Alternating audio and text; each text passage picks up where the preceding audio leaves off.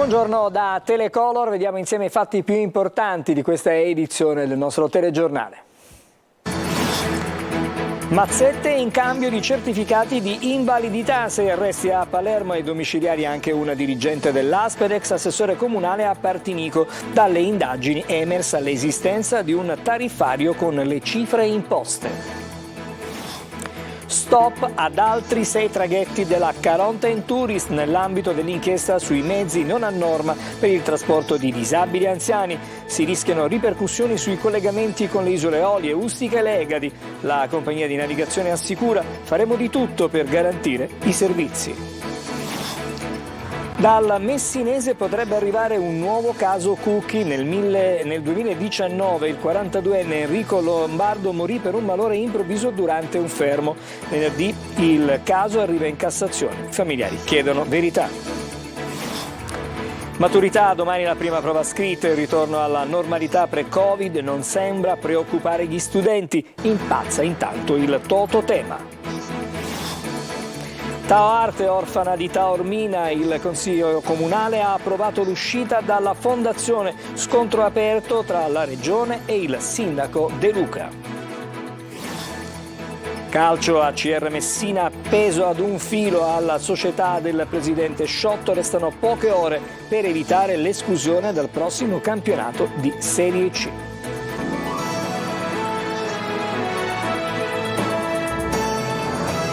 Ancora una buona giornata, cominciamo il nostro telegiornale con la cronaca. Chiedevano soldi e regali in cambio del riconoscimento della invalidità civile, senza effettuare le opportune verifiche o addirittura falsificando i documenti. Sono finiti ai domiciliari 6 persone, tra questi anche un assessore, ex assessore comunale di Partinico, e anche i responsabili di 2 commissioni mediche dell'INPS e i titolari di un CAF della provincia di Palermo. Sentiamo il servizio di Maglio Viola.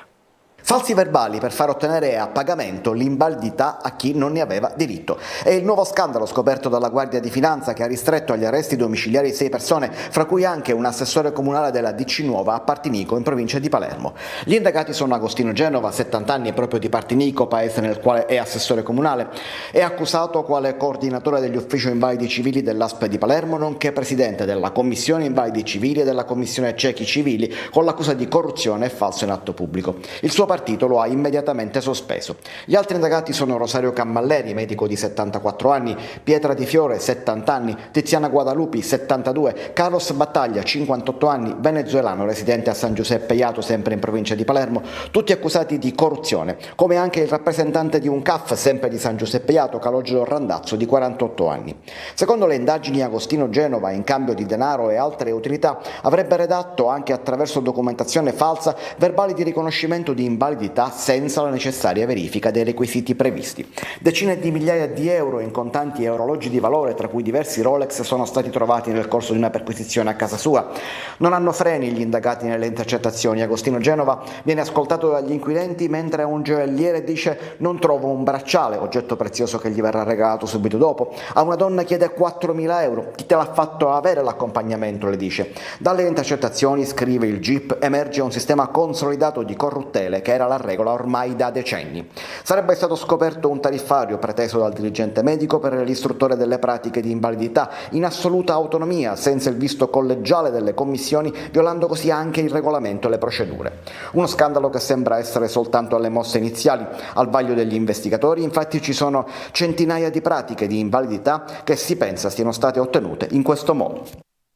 E adesso andiamo a Messina, perché sono nuovi guai per la Caronte Tourist. Salgono a 9 i traghetti sequestrati, stop alle navi che collegano le isole Eolie, Ustica e anche le Egadi. I mezzi non sarebbero a norma per il trasporto di disabili, anziani e anche donne in gravidanza. La compagnia di navigazione rassicura: faremo di tutto per garantire i servizi. Tonino De Mare.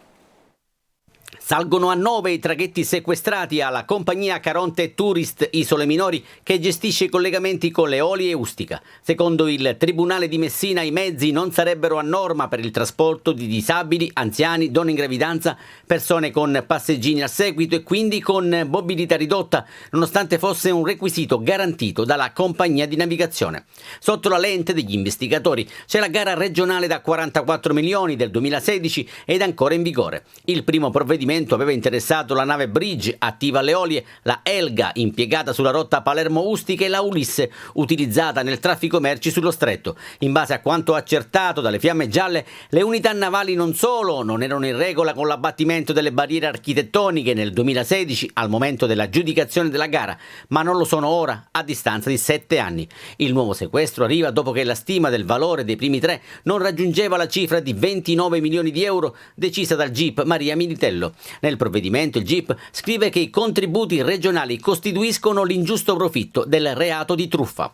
Adesso la Guardia di Finanza sta procedendo al fermo di altre 6 navi. Si tratterebbe della Vesta, Isola di Vulcano, Sansovino, Isola di Stromboli, Antonello da Messina e Pietro Novelli. Davvero una mazzata per i sindaci delle Eolie e di Ustica che rischiano di essere tagliati fuori dai collegamenti con la Sicilia in piena stagione turistica.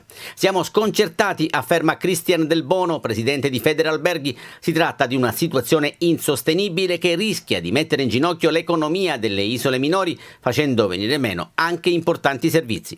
Sulla vicenda prende posizione anche la Caronte Tourist. Faremo di tutto per garantire servizi per le isole minori, si legge in una nota, utilizzando altre navi ed evitando problematiche per i trasporti in questo periodo, dove sono maggiori le presenze di turisti. Siamo al lavoro per garantire tutte le tratte previste e fare in modo che non ci siano disguidi per gli utenti. Già oggi, continua la compagnia, ci sarà una prima nave in servizio per garantire la tratta Trapani-Pantelleria. E intanto primi disagi nelle Eolie per il blocco di diversi collegamenti dopo, l'avete sentito nel servizio, il sequestro da parte della Guardia di Finanza di 6 traghetti della Caronte Tourist per le isole minori, 5 delle quali collegavano per l'appunto l'arcipelago. I maggiori problemi si riscontrano nel settore del rifornimento delle derrate alimentari alle attività ubicate proprio sull'isola. Da Milazzo infatti questa mattina l'unica nave a partire è stata la Paolo Veronesi che alle 6:30 ha lasciato il porto per raggiungere tutte le isole fatta eccezione per Panarea che è rimasta isolata dal punto di vista commerciale. La partenza di un'unica nave traghetto ha costretto molti commercianti che dovevano raggiungere le Eolie a restare bloccati a Milazzo in quanto i posti a bordo si sono presto esauriti. Adesso andiamo ad Acireale, un giovane di 24 anni è stato denunciato dai carabinieri di Acireale per l'appunto per aver scippato in via Paolo Vasta un uomo di 52 anni non vedenti.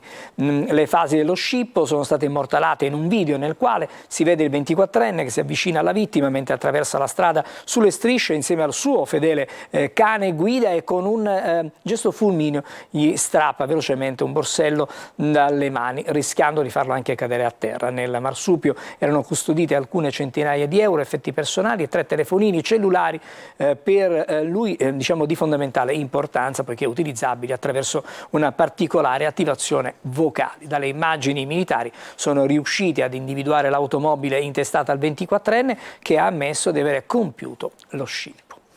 Ora andiamo nel messinese, la famiglia lo definisce un nuovo caso Cucchi ed ha ottenuto l'appoggio della sorella del giovane, oggi senatrice, Ilaria Cucchi. La vicenda è relativa alla morte di Enrico Lombardo, 42enne, come detto morto a Spadafora durante un fermo. Venerdì prossimo il suo caso sarà discusso in Cassazione dopo l'archiviazione disposta dal GIP di Messina. Francesco Triolo. Secondo i suoi familiari fu torturato ed ucciso. Per i carabinieri accusò un malore durante le fasi del fermo. La vicenda è quella di Enrico Lombardo, 42enne morto il 27 ottobre del 2019 a Spadafora in provincia di Messina dopo essere stato fermato dai carabinieri intervenuti dopo la richiesta della ex compagna. Le fasi molto concitate sono state riprese da un video e nonostante l'intervento di 2 ambulanze quella sera per Lombardo non ci fu nulla da fare. Nell'inchiesta aperta dalla procura di Messina furono tra gli indagati un carabiniere di sanità del 118, ma il GIP ha disposto l'archiviazione. Contro questa decisione la famiglia ha presentato ricorso in Cassazione supportata dalle associazioni Buon Diritto, Amnesty e dalla senatrice Ilaria Cucchi che verrà discusso venerdì prossimo. Avvocato, è configurabile un altro caso Cucchi? Ma non lo sappiamo, noi stiamo chiedendo alla Suprema Corte di Cassazione che le indagini vengano riaperte perché effettivamente ci sono alcuni nodi da sciogliere. Poi sarà l'autorità giudiziaria, a seguito di questa attività investigativa suppletiva, a verificare se i nostri dubbi siano supportati da prove concrete o sono solo delle illazioni. La famiglia ha messo a disposizione una serie di foto che secondo gli stessi parenti mostrano un corpo martoriato da echimosi, lesioni e ferite in tutte le parti del corpo. Noi pensiamo che i nostri motivi siano validi in quanto le tracce di sangue sono rinvenute sul tonfa, devono avere un riscontro. Dobbiamo sapere a chi appartengono queste tracce di sangue. I RIS di Messina, che all'epoca erano stati investiti della problematica, hanno concluso chiedendo all'autorità giudiziaria di effettuare la comparazione genotipica con riferimento a tutte le altre persone che erano rimaste coinvolte nell'episodio per cui è processo. Associazioni e familiari, in particolare l'ex moglie di Enrico Lombardi, hanno annunciato che venerdì, in occasione del pronunciamento della Suprema Corte, manifesteranno sotto la sede della Cassazione per chiedere di riaprire il caso. I carabinieri hanno eseguito un provvedimento di confisca beni per un totale di 1 milione di euro a 3 uomini finiti in 3 diverse inchieste antimafia. I provvedimenti sono stati eseguiti nei confronti di Francesco Lombardo, Domenico Baglione e Francesco Lo Iacono. Per Lombardo, arrestato nell'operazione Argo, dopo la condanna a quasi 13 anni di carcere, è scattato il provvedimento di confisca irrevocabile. Stesso provvedimento per Domenico Baglione, accusato di fare parte della famiglia mafiosa di Partanna Mondello e di avere curato la raccolta del pizzo, mentre per Francesco Lo Iacono, arrestato nell'operazione Talea con l'accusa di fare parte della famiglia mafiosa di San Lorenzo, è stato disposto una confisca di primo grado di circa 200.000 euro. Ora voltiamo decisamente pagina, parliamo della maturità. È tutto pronto negli istituti superiori per ricevere i maturandi del 2023. Nell'anno del vero ritorno alla normalità pre-Covid, i ragazzi si mostrano apparentemente tranquilli e con precise preferenze sul tema di domani. A mezzanotte tutti comunque si ritroveranno davanti a scuola a stappare e a cantare una canzone in sottofondo. Sentiamo Roberta Lunghi. Una vicepreside emozionata forse tanto quanto i ragazzi perché si ritorna agli esami di maturità pre-Covid in senso pieno. Sì, siamo ritornati alla normalità. Una normalità tanto agognata che riporta gli studenti a vivere gli esami di maturità come all'epoca del pre-Covid, con entrambe le prove scritte preparate dal Ministero dell'Istruzione e del Merito. Per i 48.580 candidati in Sicilia negli istituti sedi di esame è tutto pronto per accogliere gli studenti reduci da anni davvero difficili. I ragazzi hanno sofferto di più, ci viene di pensare, rispetto a tutti gli altri, in quanto proprio il terzo anno, che è l'anno più importante per il percorso liceale, sono rimasti a casa, quindi con la didattica a distanza. Il conto alla rovescia è ormai fatto di ore, perché domattina si inizierà con la prima prova scritta, quella di italiano, ed immancabili arrivano previsioni e auspici. Mi aspetto Italo Svevo, in particolar modo la coscienza di Zeno, perché è il primo centenario dalla pubblicazione. Io più della coscienza di Zeno punto ai 160 anni dalla nascita di D'Annunzio. Vorrei che uscisse appunto Italo Svevo, la coscienza di Zeno. Con Svevo Superstar, le studentesse di questo liceo catanese raccontano di questa vigilia non particolarmente contraddistinta dall'ansia, di fatto però per tutti l'attesa e anche per una stappata liberatoria. Stapperemo davanti alla scuola, noi come tante altre scuole, e sicuramente sarà un momento di coesione tra noi studenti. Si stappano e si beve poco, perché altrimenti domani come fate? Torniamo a casa presto. Dopo la stappata però ognuno farà i conti con letto e cuscino e lì i pensieri in fondo accomunano tutte le generazioni. Parola di una docente membro interno d'esami. C'è sempre l'emozione della notte prima degli esami, c'è sempre, quindi noi cerchiamo di dare quella forza in più ai ragazzi, quella motivazione in più per poter lavorare bene e serenamente. Per gli studenti di un altro liceo lei sarà un commissario esterno, metterà paura? Ma non credo, io ricordo sempre gli esami di Stato che ho fatto io più di 30 anni fa, quindi la prima cosa che penso è immedesimarmi in questi studenti. 3 commissari interni e 3 esterni, un presidente di commissione esterno, 2 gli iscritti e poi gli orali, in una affascinante prova di oratoria su argomenti interconnessi tra le varie materie che partono da un documento assegnato. Ma non sarebbe notte prima degli esami senza una canzone che un po' ci spiazza, ma che commuove pensando al viaggio che aspetta questi ragazzi, ovvero il loro futuro. Un viaggio, che sia un'andata o un ritorno, che sia una vita o solo un giorno, che sia per sempre o un secondo. E di maturità si continuerà a parlare dopo il nostro telegiornale a Sicilia 24 Focus, ospiti di Adelaide Barbagallo, la dirigente scolastica Maria Catena Trovato, la professoressa Donatella Cantone, la psicologa Serena Guzzardi e la maturanda Sofia Losciuto. Potete rivolgere le vostre domande fin da adesso con un messaggio da inviare al 342 745 5005 e seguire anche in streaming la nostra trasmissione attraverso il sito lasiciliaweb.it. Una breve sosta e dopo le altre notizie.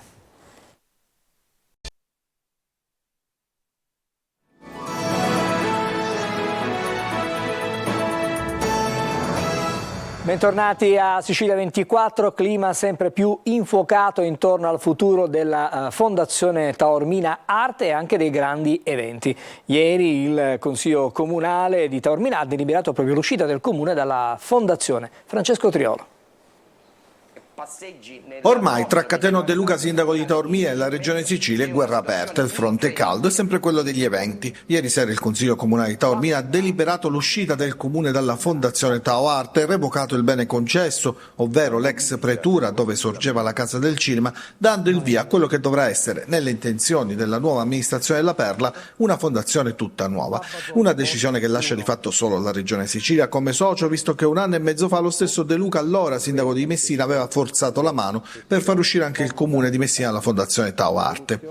Il motivo del contendere è la mancata proposta di modifica dello statuto, una decisione sulla quale De Luca potrebbe comunque anche fare un passo indietro se venisse definita la modifica allo statuto, dando pari dignità di rappresentanza a Taormina e il conferimento dei beni di proprietà della regione alla fondazione. Il riferimento è a Palazzo Ciampoli. Le conseguenze in ogni caso non saranno immediate. In questa fase De Luca ha detto che non intralcerà i lavori e i programmi di Taormina Arte e del Taormina Film Festival per il 2023. L'effetto di questa decisione probabilmente si avrà nell'organizzazione della stagione 2024. In tutto questo la regione resta in silenzio. De Luca ha chiesto di commissariare la fondazione, ma né l'assessore regionale al turismo Elvira Amata né tantomeno il presidente della regione Schifani hanno preso posizione. L'unica reazione che filtra è che sarebbe pronto l'atto per impugnare la revoca dell'ex pretura, dove è già stata cambiata la serratura. E intanto si lavora all'ipotesi dei tornelli in via Teatro Antico per impedire l'accesso nelle serate in cui sono previsti i grandi eventi organizzati dai privati.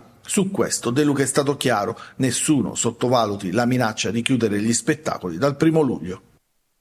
Adesso la politica, cambiano le regole per gli appalti in Sicilia, si dimezzano i tempi per i pareri tecnici. È stato approvato dalla Giunta regionale il disegno di legge con il nuovo codice degli appalti. Ci sarà una centrale unica di committenza divisa fra assessorato all'economia e assessorato alle infrastrutture. Via libera anche alla soppressione di 10 società inutili e allo sblocco parte dei pagamenti attesi dalle imprese. Manlio Viola.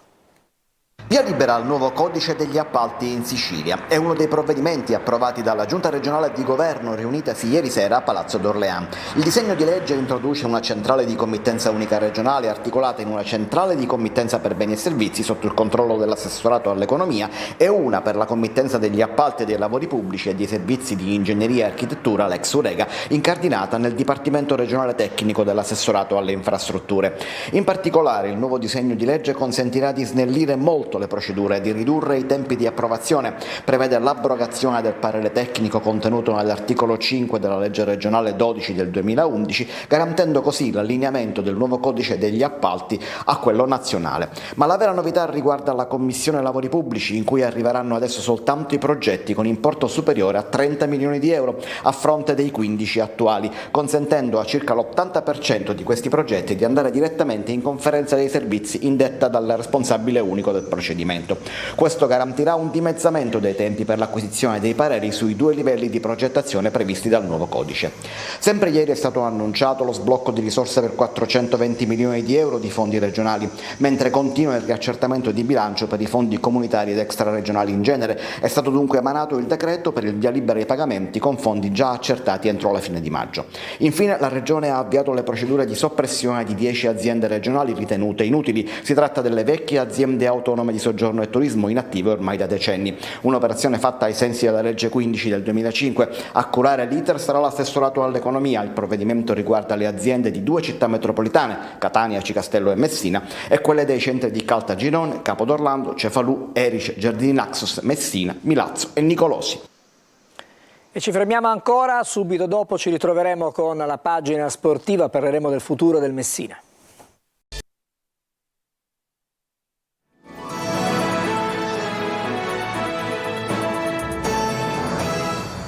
Sportiva di Sicilia 24, siamo alla calcio, alla Serie C. Il direttivo della Lega Pro ha già fissato le date per il prossimo campionato, quello 2023-2024, che scatterà domenica 27 agosto, si chiuderà invece domenica 28 aprile 2024. Ma come dicevamo, queste sono ore davvero complicate per il Messina, per l'ACR Messina, poche ore per poter depositare la documentazione necessaria per l'iscrizione al prossimo campionato, come detto, proprio di Serie C. Non c'è ancora alcuna comunicazione da parte della società che ha scelto la via del silenzio, e tra i documenti da depositare entro la mezzanotte di oggi anche la fideiussione, della quale però non si hanno notizie. Sentiamo Sergio Colossi.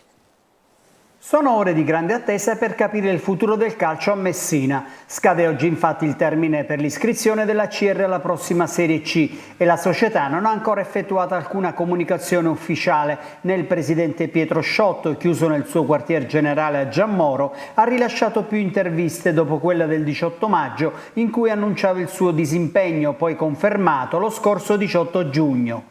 Entro oggi il club dovrebbe versare complessivamente oltre 1 milione di euro per ottemperare alle richieste federali del pagamento degli stipendi e dei contributi ai tesserati relativamente al trimestre aprile, maggio, giugno, notificando a Lega Pro e Covisoc l'effettivo versamento tramite bonifici bancari.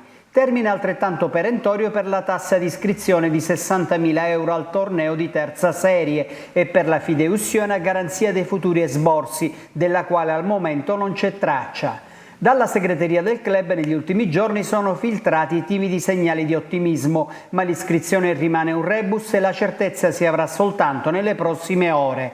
A ciò bisogna aggiungere quale futuro, in caso di esito positivo, si prospetta per il Messina. Con Sciotto presidente qualsiasi strada sarebbe in salita perché il suo gradimento alla piazza è vicino allo zero e soltanto la cessione della società potrebbe cambiare prospettiva. Quest'ultima ipotesi però non sembra particolarmente gradita a Sciotto, che nel corso delle trattative ha sempre trovato ostacoli, dalla solvibilità degli interlocutori al monte debiti, per interrompere le trattative, offrendo invece ruoli per ricoprire la carica di soci di minoranza. Tutto ciò in un clima di aperta contestazione con la tifoseria, che teme il quarto fallimento in 3 decenni.